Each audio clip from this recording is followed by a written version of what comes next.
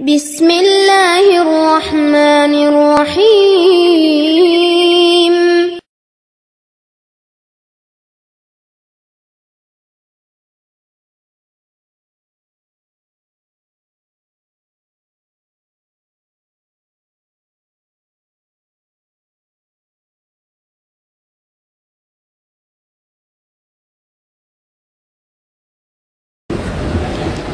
السلام علیکم۔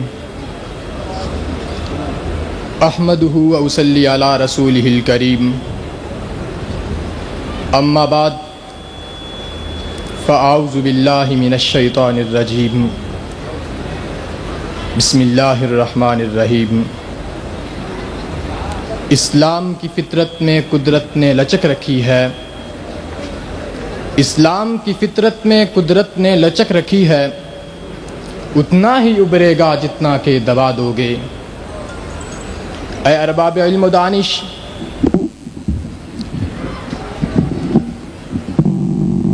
اور اسلام کی ڈگمگاتی ناؤ کو سہارا دینے والے نوجوان ساتھیوں،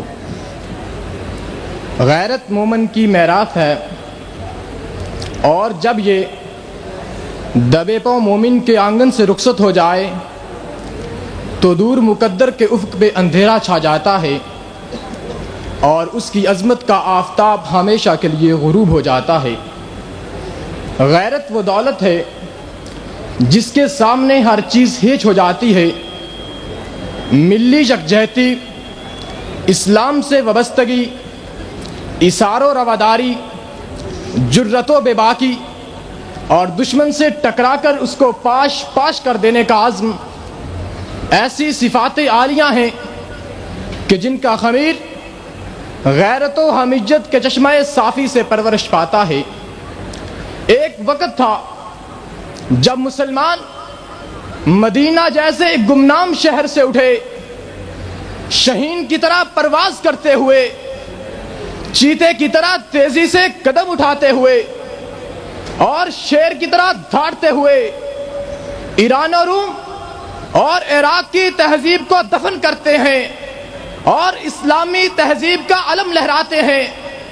تب وہ وقت تھا جب ابنائے امت مسلمہ کے اقتدار کا سورج ایشیا کے مرغزاروں سے افریقہ کے صحراؤں تک اور یورپ کے محلات تک اپنی کرنیں بکھیر رہا تھا۔ کبھی مسلمان ایک بیٹی کی پکار پر لبیک کہتے ہوئے سندھ کے صحراؤں کو اپنے پختہ عزم کے پاؤں سے عبور کیا کرتے تھے، کبھی مسلمان اپنے دشمن کے تندار کو دفن کرنے کے لیے بحر ظلمات میں گھوڑے دوڑایا کرتے تھے۔ اور تاریخ کو وہ وقت بھی یاد ہوگا جب بر صغیر کے زندہ دل مسلمانوں نے غلامی کی زنجیروں کو پاش پاش کر کے اپنی حمیت کے زندہ ہونے کا ثبوت دیا تھا۔ تب وہ وقت تھا جب مسلمانوں کے دلوں میں ایمان کا تموج تھا، ان کے قلب و ذہن پہ قہاریو جباریو غفاری قدوسی کے نقوش کندہ تھے۔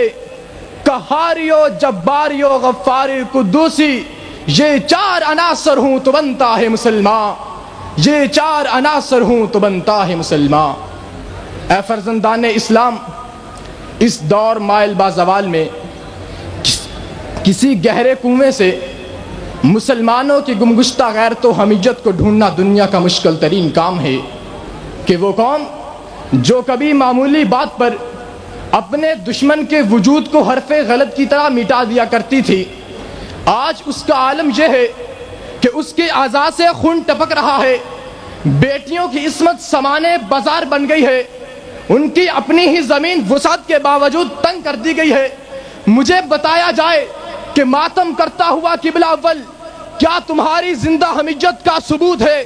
ارض فلسطین تم سے سوال کرتی ہے کہ کیا تم ہی طارق بن زیاد، صلاح الدین ایوبی اور محمد بن قاسم کی میراث کے وارث ہو؟ خلفائے راشدین کی روحیں تم سے سوال کرتی ہیں کہ دشمن کی چاپلوسی کرنے والی ریاستوں کے حکمران نظام خلافت کے امین ہیں، کیا تم اس چیز کو حمیت کا نام دیتے ہو کہ کشمیر کی تیسری نسل آزادی کی راہ کو تک رہی ہے؟ تمہاری بہو بیٹیوں کی عصمت کے آنچل کو تمہاری آنکھوں کے سامنے تار تار کیا جا رہا ہے۔ تمہارے دل پتھرا چکے ہیں، کھولو اپنی زبان اور جواب دو۔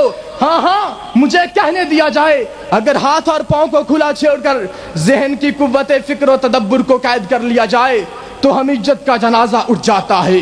اگر قوم کی تقدیر کے فیصلے اغیار کی محفل میں کیے جائیں تو حمیت سے تعلق ختم ہو جاتا ہے۔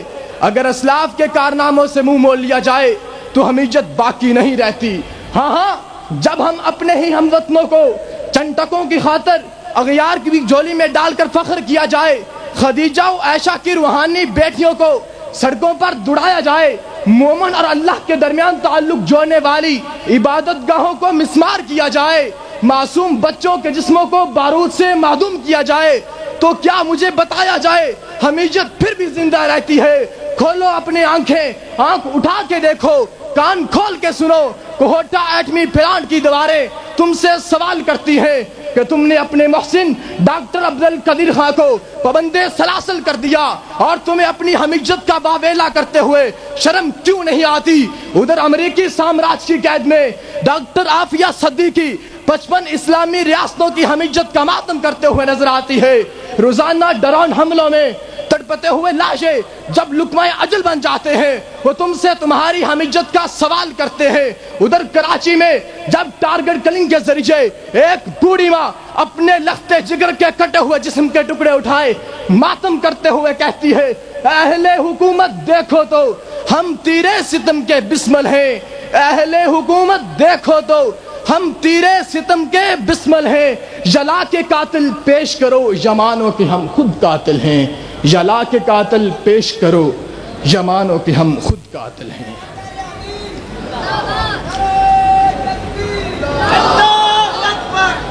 آخر میں میں مسلمانوں سے اتنی ہی گزارش کروں گا کہ اے مسلمانوں، تم کب تک ذلت کے جوتے کھاتے رہو گے؟